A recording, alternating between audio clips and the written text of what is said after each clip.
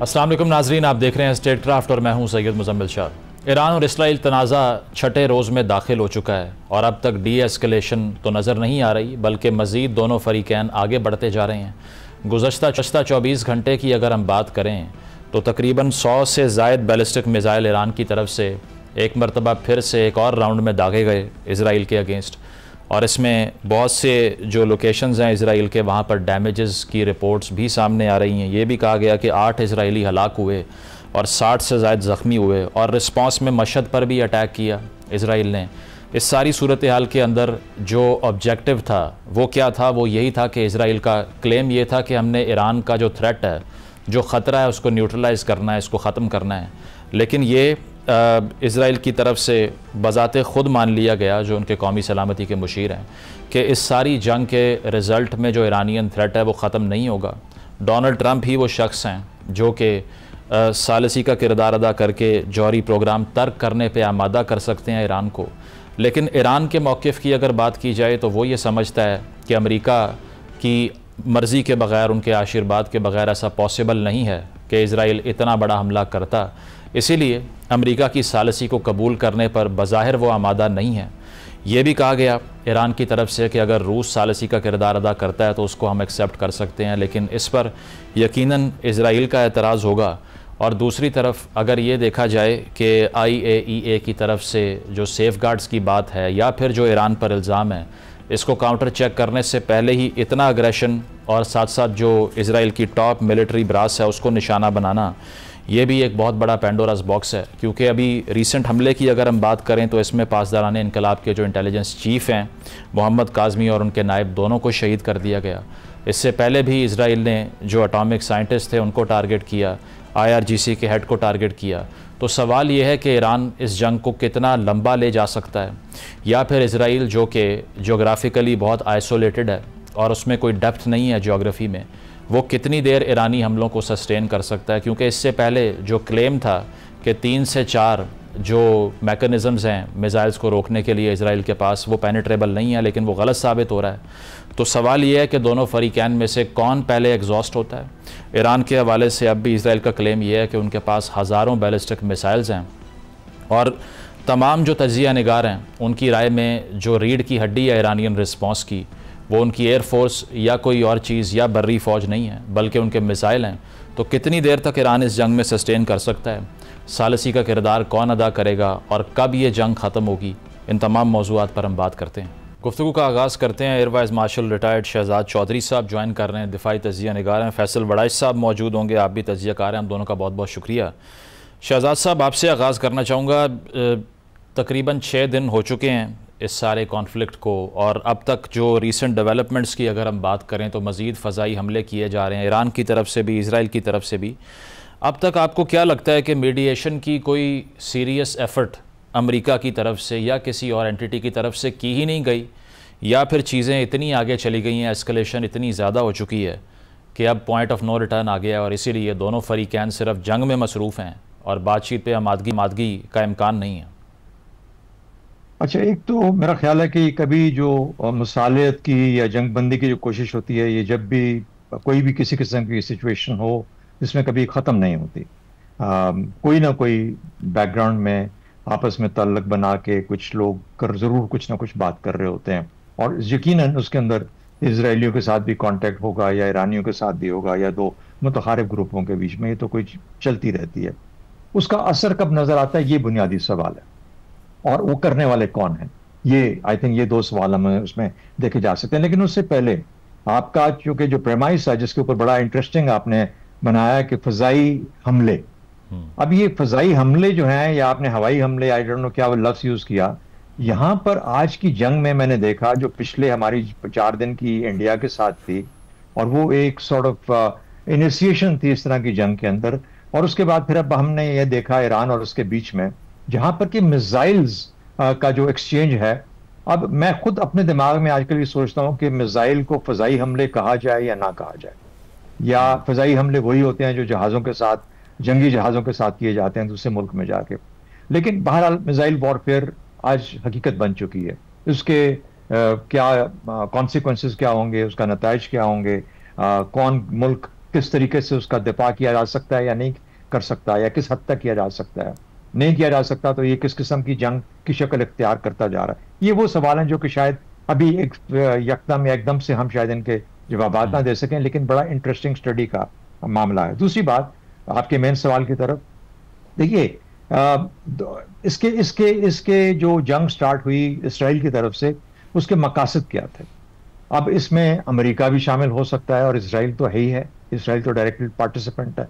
Israel का मकसद तो यही हो सकता है कि मैं इनकी जो न्यूक्लियर ताकत है, न्यूक्लियर कुव्वत है, जिसके ऊपर के IAEA ने कोई 4 5 6 7 दिन पहले शायद एक बोर्ड ऑफ गवर्नर्स की मीटिंग की और उसमें यह कहा कि ईरान ने वायलेट किया है अपने एग्रीमेंट की काफी टर्म्स को, जिसमें अमेरिका निकल चुका था बाहर, लेकिन बाकी P5+1 या P4+1 तो अभी भी मौजूद थे, और IAEA उसकी उसी के तहत ही उनकी इंस्पेक्शन कर रहा था। तो उनको वायलेट किया गया है। और साथ ही साथ देखिए, ये भी याद रखें कि ईरान जो है ये नॉन प्रोलिफरेशन एग्रीमेंट का मेंबर भी है, ट्रीटी का मेंबर भी है, इसमें सिग्नेटरी भी है। तो ये तमाम चीजें जब देखी गई तो उसको आसान था डिक्लेयर करना in violation of this terms. उसकी वजह से एक जवाब पैदा किया गया, अब वो बनता है या नहीं बनता, जिसकी बुनियाद पर इसराइल ने हमला किया, जो कि बहुत अरसे से करना चाह रहा था।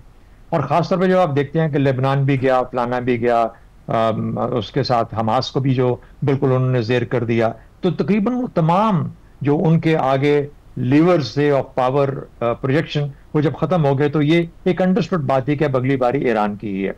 तो इसराइल ने तो उस मकसद के लिए किया, किस हद तक उनको डिमोलिश कर पाया, नुकसान कर पाया, कितना स्लो कर पाया उनके न्यूक्लियर प्लान को, प्रोग्राम को, ये एक और सवाल है जो कि हम एक अंदाजा ही रख सकते हैं, कोई हतमी बात उस पर नहीं की जा सकती। एक और चीज मेरे ख्याल में जो अमेरिका का, इसमें मुझे छोटी सी बात करूंगा, एक सियासी पहलू भी है कि अमेरिका शायद ये तो चाहेगा ही कि उसके जो एग्रीमेंट भी यही करना चाह रहा था कि न्यूक्लियर प्रोग्राम को किसी काबू में लाया जाए, किसी रेवोल्यूशन के नीचे लाया जाए, लेकिन एक रिजीम चेंज का मसला भी ये लेके काफी अरसे से चल रहा है। उनको लगता है कि शायद इसराइल की एक्सेप्टेबिलिटी अब्राहम अकॉर्ड्स के नीचे या बाकी जगहों में मिडल ईस्ट के अंदर तब ज्यादा बेहतर हो पाएगी अगर ये जो एक दो चीजें उनको मसाइल नजर आते थे, जिसमें ईरान बहुत बड़ा मसला था, अगर इसको किसी तरीके से तब्दील किया जा सकता है और रजीम चेंज उनके हाथ में वो एक ऐसा मोर है जिसके थ्रू कर सकते हैं। कितनी मार कौन सहता है ये डिसाइड करेगा कि ईरानियन किस तरह रिएक्ट करते हैं और इसराइली किस तरह रिएक्ट करते हैं और कितनी जल्दी जंग बनती है। तो आप कह रहे हैं कि पॉलिटिकल चेंज ईरान की डोमेस्टिक पॉलिटिक्स में भी एक जो मुख्तलिफ अज़ाइम थे इसराइल के, उसमें से एक है। लेकिन फैसल, इसके अलावा जो अगर तारीख़ी एतबार से हम देखें तो जब भी कोई मीडिएशन या कोई मुआहदा आया, वो फ़लस्तीन के साथ होना हो या फिर वो ईरान के साथ होना हो, तो इसराइल उसको अपने फेवर में नहीं समझता। जिस तरह कैंप डेविड समिट की तारीख़ है, उसको बाद में डीरेल करवाया।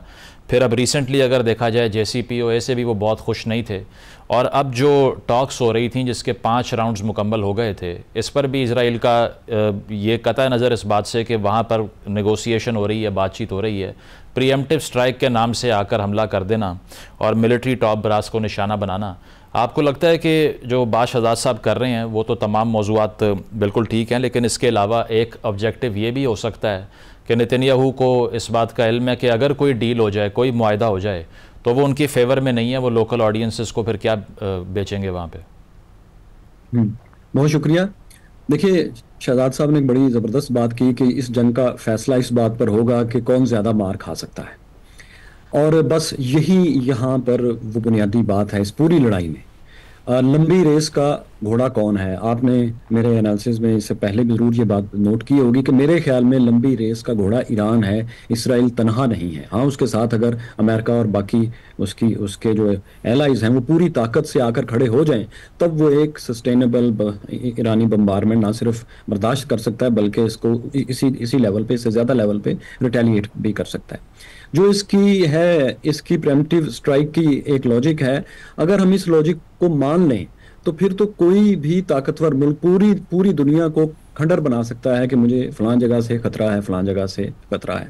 ईरान ने आखिरी इतलात तक अमेरिकन इंटेलिजेंस के मुताबिक भी उन रूल्स को वायलेट नहीं किया था, जो कि उसके ऊपर अमेरिका बेशक निकल गया था न्यूक्लियर एग्रीमेंट से, लेकिन बाकी यूरोपियन ममालिक, चाइना और रशिया उसमें थे, तो उसने उनको अभी तक वायलेट नहीं किया था। जो उनको प्रॉब्लम था, जिससे ये खौफजदा थे, खास तौर पर इसराइली, वो इनका इनका फर्दू प्लांट है, क्योंकि उसकी इंस्पेक्शन में कुछ कैमरास ईरान ने बंद कर दिए थे, कुछ उसकी जगहों पर इंस्पेक्शन नहीं करने दी थी, और आपको पता है वो 0.5 किलोमीटर गहराई में है, जो अमेरिकन B-2 बम्बार भी आकर उसको तबाह नहीं कर सकते, उसको उनको भी बहुत लंबी सस्टेन्ड एक बमबारी वहां पर करना पड़ेगी।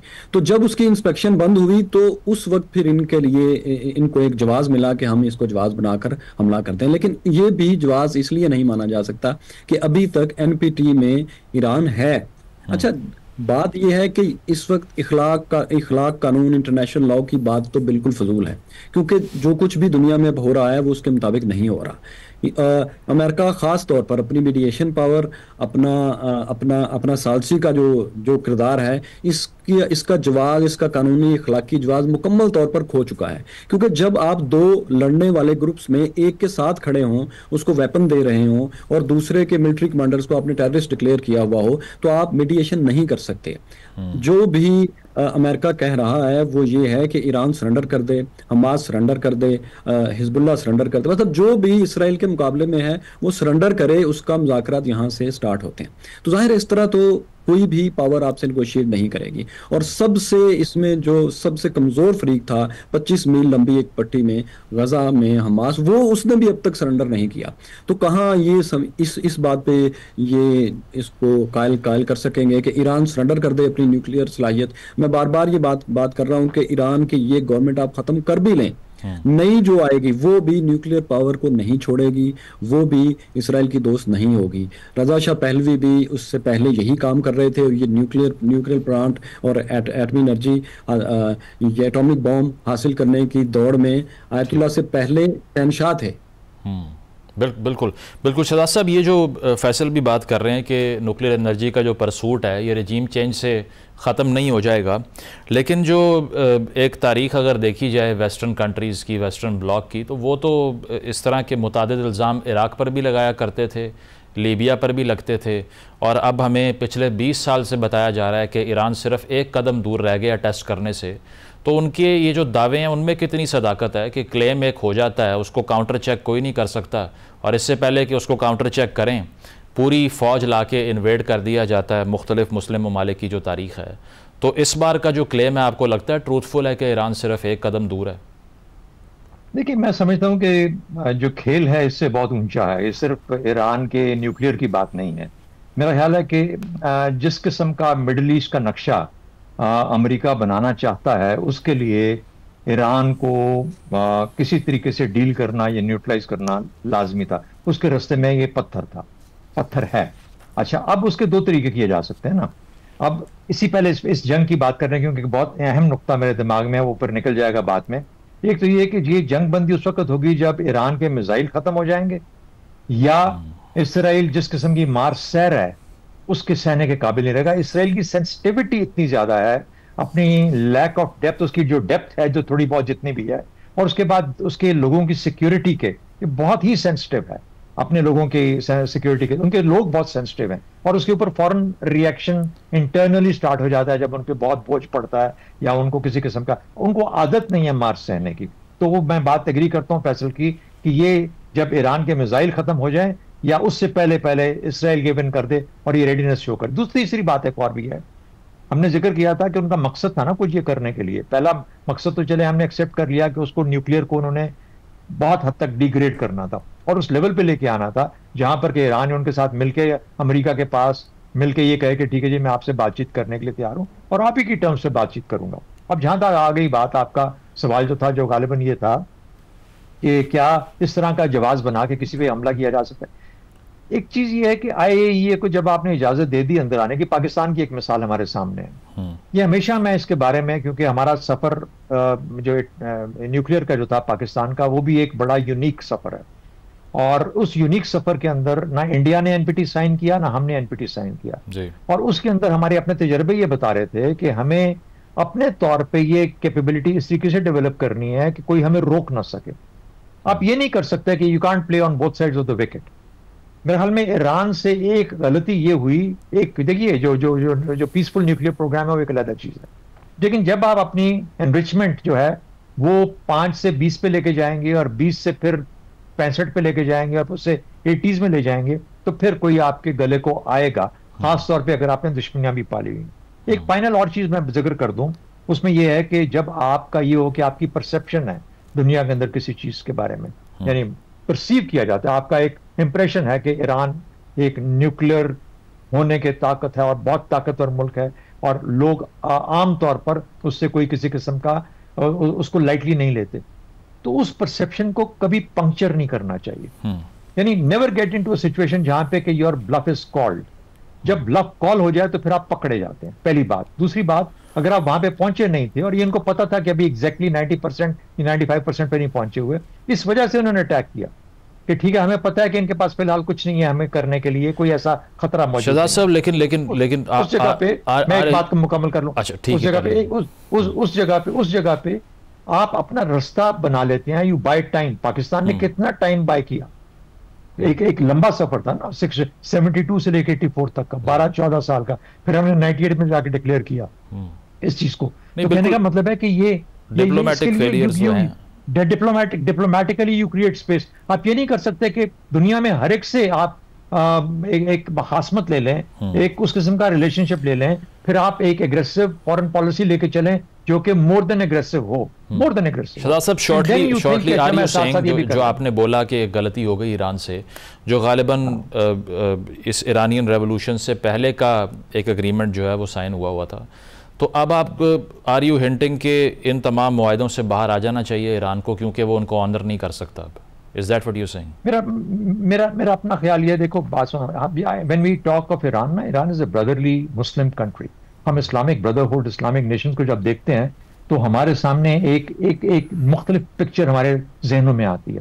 लेकिन इस वक्त जब हम बात कर रहे हैं, हम as state inter state relations के हिसाब से बात कर रहे हैं, एक रियलिस्टिक जिसे कहते हैं ना कि रियल पॉलिटिक के हिसाब से बात कर रहे हैं। हम वो बात नहीं कर रहे जो कि हमारे जज्बात को सामने उभारे या सामने लेके आए। तो जहां जहां पे गलतियां हैं वहां पे हमें सोचना चाहिए, देखना चाहिए। बहरहाल ये मेरा अपना ख्याल ये है कि now that we are in it, Iran must not quit from here. ठीक Iran must now go full bore, अब पूरा जाए, अब पूरा रास्ता अपना तय करे, ताकि हम देखा जाएगा फिर जहां पे जो होता है उस हिसाब से जो मामला होगा। मेरा अपना ख्याल है कि Israel will be the first one two से कि दे हैव हैड इनफ। अच्छा, तो हेड्स ऑन अब ईरान को आगे बढ़ना चाहिए। एब्सोल्युटली। ठीक है, प्रोग्राम में एक ब्रेक शामिल करते हैं, ब्रेक के बाद वापस आएंगे। Stay with us.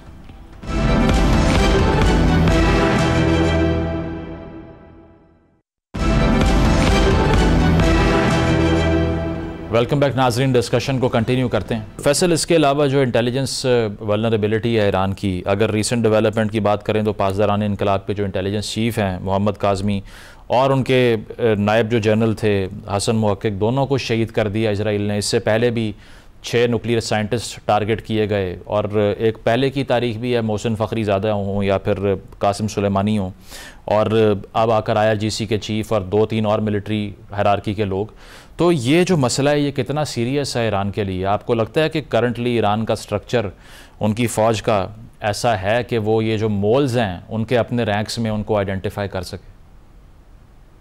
हाँ, मेरा ख्याल है कि स्टार्ट में तो ये सबको बहुत मुश्किल महसूस हो रहा था कि बरसों की प्लानिंग के बाद जो 6 टॉप हेड्स उन्होंने तमाम के तमाम 2 दिन में गिरा दिए, उसके बाद ईरान के लिए बहुत मुश्किल होगा अपने रैंक्स को फिल करना और इसका जवाब देना, रिटेलिएट करना इसराइल के हमलों का। लेकिन आपने देखा कि तकरीबन 12 घंटों बाद न सिर्फ उन्होंने रैंक्स फिल कर लिए थे, बल्कि वो जवाबी अटैक भी कर रहे थे। इसका मतलब है कि they were already prepare for that. और इस तरह की जो हुकूमतें हैं, जैसे ईरान है, एक मजहबी थियोक्रेटिक डिक्टेटरशिप टाइप है, तो ये इन बातों, इनके लिए ह्यूमन रिसोर्स इतना बड़ा मसला नहीं होता। और खुसूसन जब आपकी विल इतनी स्ट्रांग है कि हम अपनी ताकत को और इसराइल को डोमिनेट करने के ऊपर किसी चीज़ को फोकियत नहीं देंगे। आप ये जहन में रखें कि मिडल ईस्ट का जो पावर बैलेंस है वो इतना ज़्यादा इम्बैलेंस है। अगर आप इस इक्वेशन में से ईरान को निकाल देते हैं, आप मुझे बताइए, आप इस पूरी इक्वेशन में से आप एक दफ़ा भूल जाएं कि आप किस कम्युनिटी से हैं, किस खित्ते से हैं, आपके जज्बात किसके साथ हैं। इतना बड़ा मिडल ईस्ट है, दुनिया का अहम तरीन पॉइंट है, दुनिया की इतनी बड़ी आबादी, जोग्राफिया, ऑयल है, और उसमें सिर्फ एक छोटे से वेस्टर्न स्पीयर हेड को आप ये इजाजत दे रहे हैं कि वो तमाम के तमाम इलाके का हेजमोन होगा, पुलिसमैन होगा, और वही वही इस यहाँ की जो पॉलिसीज हैं उनको डिक्टेट करेगा। ईरान से बेशक अरब ममालिक उसको पसंद नहीं करते, लेकिन आप याद रखें कि ईरान ही वो वाहिद मुल्क है जिसने इस पावर को बैलेंस थोड़ा बहुत किया हुआ है। अगर आप ईरान को यहाँ से आप निकाल देते हैं तो फिर आप एक नया इसराइल देखेंगे जो गजा के साथ कर रहा है। आपका क्या ख्याल है, जो सऊदी अरब अमेरिका के साथ न्यूक्लियर डील करना चाह रहा है पीसफुल, ईरान उसकी हमायत में है? सॉरी, इसराइल उसकी हमायत में है? बिल्कुल भी नहीं, क्योंकि जब एक दफ़ा एक कौम एक साइंटिस्ट का एक ग्रुप बना लेती है, एक टीम बना लेती है, और उसको यूरेनियम को इनरिच करने की सलाहियत हासिल कर लेती है, फिर वो कहीं तक भी जा सकती है। ये ईरान की मिसाल हमारे सामने है।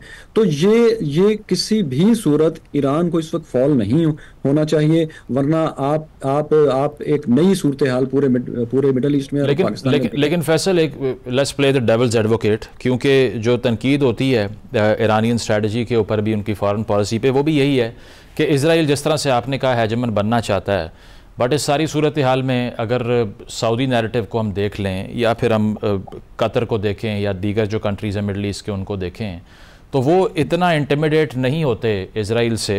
और अगर ईरान को इन कंट्रास्ट देखा जाए तो चूँकि जिस तरह से शहजाद साहब भी बात कर रहे थे कि फॉरेन पॉलिसी जो उनकी रही है उसमें वो क्लियरली स्टेट करते रहे हैं अपने ऑब्जेक्टिव्स को, और बड़ी क्लैरिटी से बताते रहे हैं कि इजराइल हो या अमेरिका हो, ये दोनों रियासतों की एग्जिस्टेंस जो है वो हमारे लिए भी ख़तरा है। तो आपको लगता है कि स्मार्टली ईरान ने फॉरेन पॉलिसी को परसू नहीं किया, जिसकी वजह से ये सारी जंग उनके गले पड़ गई, बाकी मिडल ईस्टर्न पार्टनर्स जो हैं वो इतना थ्रेटन्ड फील नहीं करते इजराइल से? बिल्कुल, ये बात आपकी ठीक है कि Iran was not ayatollah regime was not a wise power, इसमें कोई शक नहीं, मैं आपसे इत्तेफाक करता हूँ। लेकिन मेरा पॉइंट ऑफ व्यू ये है कि बेशक कतर, सऊदी अरब, कुवैत, मिस्र, उर्दन, लेबनान को आप कह लें कि वो ईरान से ज़्यादा ख़तरा महसूस करते हैं, ये इनको ज़्यादा डिस्टेबलाइज करता है, लेकिन दुश्मन जो है उसकी कैपेबिलिटीज़ को देखा जाता है, उसकी नीयत को नहीं देखा जाता। एक छोटा सा मुल्क अगर इस काबिल है कि वो आपकी तमाम एयरफोर्स को 6 घंटे में तबाह कर सकता है, और वो मुल्क एग्जिस्ट करता है, और वो आपसे बहुत ज़्यादा क्वालिटेटिव एज भी एक छोटी चीज़ रह जाती है, ऐसा मौजूद है, और वो उसके अंदर वो एलिमेंट है जो कि एक्सट्रीम ऑफ द एक्सट्रीमिस्ट है। आयतुल्ला जो रजीम है, और जो जहाद और जो मुस्लिम वर्ल्ड में जहादीज हैं, उनसे भी उसकी आइडियोलॉजी एक्सट्रीम है, और वो मौजूद है। तो आप ये अफोर्ड नहीं कर सकते, दुनिया की कोई मिलिट्री डॉक्ट्राइन, डिफेंस डॉक्ट्राइन आपको ये अलाउ नहीं करेगी कि आप उस खित्ते में एक छोटे से मुल्क की इतनी ज्यादा अपने ऊपर क्वालिटेटिव पावर रहने दें। आप किसी ना किसी तरह से उसको बैलेंस करेंगे। ठीक है, बिल्कुल, तो बैलेंस करना पड़ेगा जो इजराइल की एक डोमिनेशन की विल है। शहजाद साहब, एक मसला जो आपने जिस तरह से कहा कि अब सलूशन यही है कि ईरान ऑल आउट जाए और पुश बैक करे इजराइल को, लेकिन डबल एजेड स्वॉर्ड ये है कि अमेरिका भी एक इशू है ईरान के लिए। ईरान क्लियरली स्टेट कर रहा है कि ऐसा हो नहीं सकता कि उनकी ऑथराइजेशन के बगैर ये सारा कुछ हो रहा हो।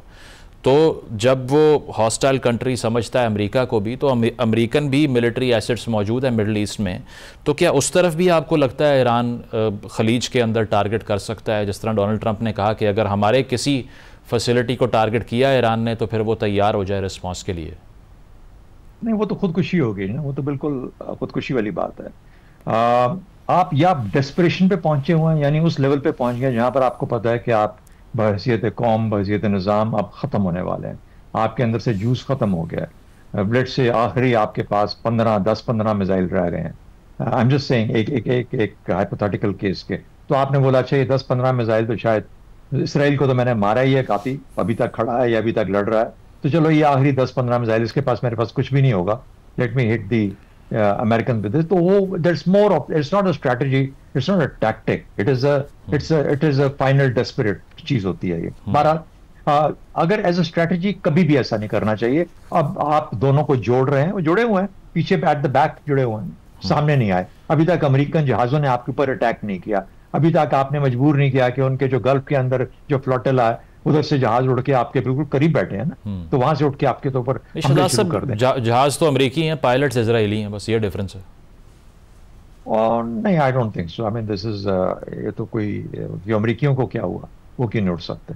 तो मेरा मतलब कहने का ये है कि I am talking more in terms of एक स्ट्रैटेजी और नेशनल पॉइंट ऑफ व्यू से, कि ये जो चीजें हैं ये मेरे ख्याल में इट्स नॉट, ये ईरान कभी भी ना, और ईरान ने ये बेवकूफ़ी की भी नहीं है, ये बेवकूफ़ी होगी, बिल्कुल सही, ये खुदकुशी है, कभी भी ऐसा नहीं करना चाहिए, क्योंकि आप मजबूर कर रहे हैं अमेरिका को चला। वो तो इसराइल तो चाहता है, नेतन्याहू ने तो कहा कि ये ट्रंप को मारने के लिए, आपने सुना है, पता नहीं वो फेक खबर है या क्या है, कि वो सोशल मीडिया पे चल रही है कि ईरान ने कहा है कि ट्रंप हमारा टारगेट।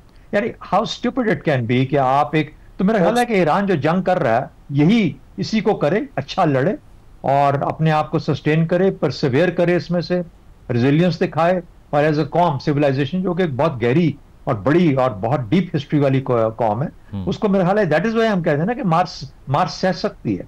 मुश्किल है, हालात बहुत मुश्किल है, उसके खिलाफ है, क्वालिटेटिव और क्वांटिटेटिव दोनों चीजें शायद वो कमजोर होगा, लेकिन पहली बात तो ये अच्छा बेहतर होता कि अपने आप को इस तरीके से एक्सपोज ना करता, कर लिया है तो अब घुस जाओ, अब उसको मजबूर करो और उसको उस हद तक उन पॉइंट्स पे मारो जहां पर वो कहे कि ये इस तरह की मार मैं और मेरे लोग सह नहीं सकते। एंड उसको पता है आपको कि उनकी सेंसिटिविटी, उनकी पॉपुलेशन सेंटर्स हैं, ये वो चीजें हैं जहां पर कि एकदम से रिएक्शन आता है नेतन्याहू उनकी अपने निजाम, अपनी गवर्नमेंट के खिलाफ। ऑलरेडी लोग उसके बारे में ये कह रहे हैं कि उसने गाजा में जो किया हुआ है, आपको पता है रिएक्शन उनकी स्ट्रीट्स पे किस किस्म का है, तो उसको इस्तेमाल किया जा सकता है। It's a matter of finding those final points जहां पर आप मारने के बाद उसके निजाम को या उसके बैलेंस को खराब कर सकते हैं, इसराइल के इंटरनल बैलेंस को।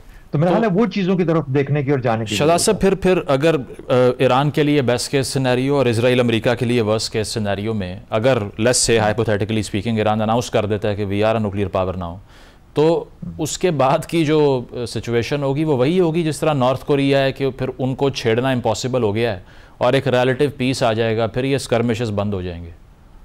आपका मतलब है कि जब ये जंग, ये वाला जो अभी फेज है, ये खत्म हो जाता है और उसके बाद ईरान सस्टेन कर लेता है अपनी न्यूक्लियर जो टेक्निकल, या अनाउंस कर देता है कि हम एक जौहरी ताकत है। अनाउंस करने से अब अनाउंस करने से मामला नहीं बनेगा, नहीं अनाउंस करने से मामला नहीं बनेगा ना, या तो एक सामने विजिबल एक टेस्ट करे जो दुनिया देखे, उसको फिर कैसे हम एनपीटी के साथ कैसे करेंगे, अपने आप को विड्रॉ करना पड़ेगा, उसके बाद टेस्ट करेगा, ऐसा टेस्ट जो दुनिया देखे और खुद वही टेस्ट गवाही दे इस चीज की कि इन्होंने ये किया जो किया। दूसरा, पाकिस्तान ने जिस तरीके से टेस्ट किया था और बाद में डिक्लेयर कर दिया और डिटेक्ट किया लोगों ने कि हाँ जी इतना जो रिक्टर स्केल पे इतनी मूवमेंट हुई, वो वाकई में एक टेस्ट है, फिर पाकिस्तान ने क्लेम किया और उसको प्रूव किया उस मूवमेंट रेडिएशन के साथ कि हाँ ये चीजें हुई हैं, तो पाकिस्तान की एक पोजीशन बनी इंडिया के साथ मिलके जो कि डिक्लेयर्ड न्यूक्लियर पावर की बनती है। तो ये चीजें उस वक्त होंगी जब ये डिक्लेयर्ड न्यूक्लियर पावर बनेगा। देखिए नॉर्थ कोरिया की मिसाल हमारे सामने है, नॉर्थ कोरिया के समझा जाता है कि 10-12 बॉम्ब्स की उसने यूरेनियम या वो लेके बैठा हुआ, उसको कोई हाथ नहीं लगाता, वो कहते हैं पागल है, ये है वो है वगैरह, ये सब अमेरिका वेस्टर्न वर्ल्ड कहता है कि इसका कोई पता नहीं है। You know that is the kind of irrational, इसे कहते हैं कि हमारे ये इसके अंदर डिस्कशन में कि रैशनल इर्रेशनल पैराडॉक्स है ये, कि वो इस हद तक इर्रेशनल है कि वो रैशनली इर्रेशनल होके वो दुनिया को बता रहा है मेरा कोई पता नहीं है, मेरे पास ना, मैडमैन थ्योरी। तो कहने का मतलब ये है कि ये, लेकिन उससे पहले कैपेसिटी कैपेबिलिटी को वाजे करना पड़ता है ताकि आपको एक्सेप्ट करे दुनिया कि आप एक न्यूक्लियर पावर है। ठीक, प्रोग्राम में एक ब्रेक शामिल करेंगे, ब्रेक के बाद गुफ्तगू को आगे बढ़ाते हैं। Stay with us.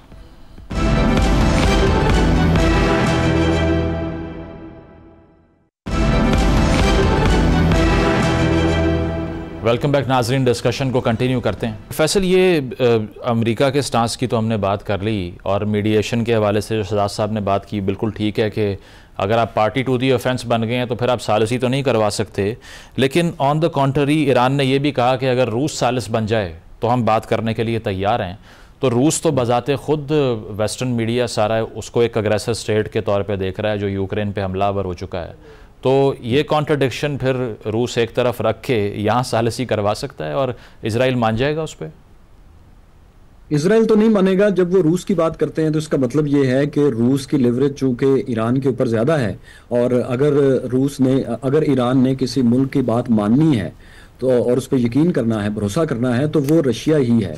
अमेरिका की बात पर ईरान भरोसा नहीं करेगा क्योंकि गज़ा में, लेबनान में और अब अपने मुल्क में वो ये बड़ी अच्छी तरह से देख चुका है कि अमेरिका और इसराइल एक डबल गेम करते हैं और एक तरफ इसराइल से मुसलसल हमले करवाते हैं, उसको बॉम्ब्स देते हैं, उसको इंटेलिजेंस देते हैं, उसको रीफ्यूलिंग के लिए जहाज देते हैं, और साथ खुद एक डायलॉग शुरू करते हैं जिसकी पहली शर्त ही है जो इस तरह की होती है कि उस पर अमल करने का मतलब एक कंप्लीट सरेंडर होता है। सो वो कभी भी जो है अमेरिका की सालसी नहीं मानेगा। इसलिए जो भी रशिया की बात करता है वो सिर्फ ईरान के एंगल से बात करता है, लेकिन ईरान की अब जो लेवरेज है वो इसराइल पर नहीं है, बल्कि इसराइल पर किसी की भी नहीं है, क्योंकि इसराइल का मुकम्मल सर्वाइवल जो है वेस्टर्न पावर्स के साथ है। अभी आप देखें कि अमेरिका तो नहीं बता रहा, लेकिन रशिया उसने यूके ने तो खुल के बता दिया ना कि उन्होंने अपने एसेट्स मूव कर दिए हैं। और आपको पता है कि उनके अड्डे ओमान में भी हैं और कुवैत के पास भी हैं और इराक में भी हैं, तो और साइप्रस में तो उनकी बेस है जहां से वो रीफ्यूलिंग के लिए तैयारे दे रहे हैं इसराइल को। सो ये सालसी अगर ईरान की तरफ से कोई अगर कर सकता है तो वो रशिया ही गारंटी देगा, अगर आपने ईरान को पास करना है, क्योंकि उनको इस वक्त खतरा ये है, जो सबसे बड़ा एक ट्रम्प कार्ड ईरान के पास है कि किसी को नहीं पता कि ईरान के पास कितने हाइपरसोनिक मिसाइल्स हैं। क्योंकि अब तक जो वीडियोस मैंने देखी हैं, सबसे ज्यादा हिट जो अपने निशाने पे करता है, और इनके तमाम चारों इनके डिफेंस सिस्टम से arrow 3, arrow 2, arrow 1, David sling और आयरन डोम को जो चीज क्रॉस करती है उसके हाइपरसोनिक मिसाइल्स हैं। और इसराइल की जो उसकी पॉपुलेटेड पट्टी है वो तो 350 किलोमीटर से भी कम है और सारी साहिल पे है। अगर वहां पर ये कितने मिसाइल और फायर करेगा, मेरा ख्याल है अगर एक हफ्ता इसने इसी तरह ईरान बमबारी जारी रखने के काबिल हुआ, इसराइल के पास सिवाय जंगबंदी के कोई ऑप्शन नहीं है। क्योंकि ये अकेला का मुकाबला नहीं कर सकता, ये जियोग्राफी का मसला है, ये पॉपुलेशन का मसला है, और बिल्कुल शहजाद साहब ने ठीक कहा, वो ओवर सेंसिटिव हैं, इतने ओवर सेंसिटिव हैं कि जो मुस्लिम पॉपुलेशन है जहां उनकी आबादियां हैं जिनको कि अब तक इन्होंने 1 इंच भी और जगह नहीं देते और उनको अपने पेपर्स में कैलकुलेट भी करते, वहां पर डिफेंस सिस्टम लगे ही नहीं है। सो ये सिर्फ अपनी पॉपुलेशन को बचा रहे हैं। एक हफ्ता ईरान का टेस्ट है मेरे ख्याल में, एक रफ एनालिसिस है। और चीन भी आपको लगता है फैसल के वो उसका स्टांस भी ये वेट एंड सी वाली पॉलिसी वाला है?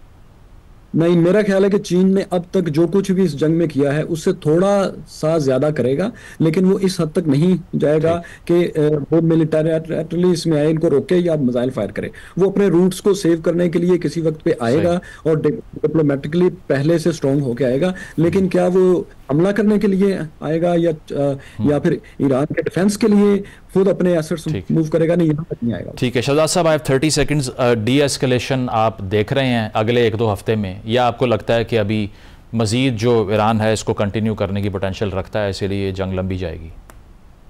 मेरा इतना बड़ा जो काम किया है, इतना बड़ा जो किसी ने हमला किया है तो किसी मकसद के लिए किया ना, जब तक वो मकसद हासिल नहीं हो जाता उस वक्त तक तो वो कोशिश करते रहेंगे।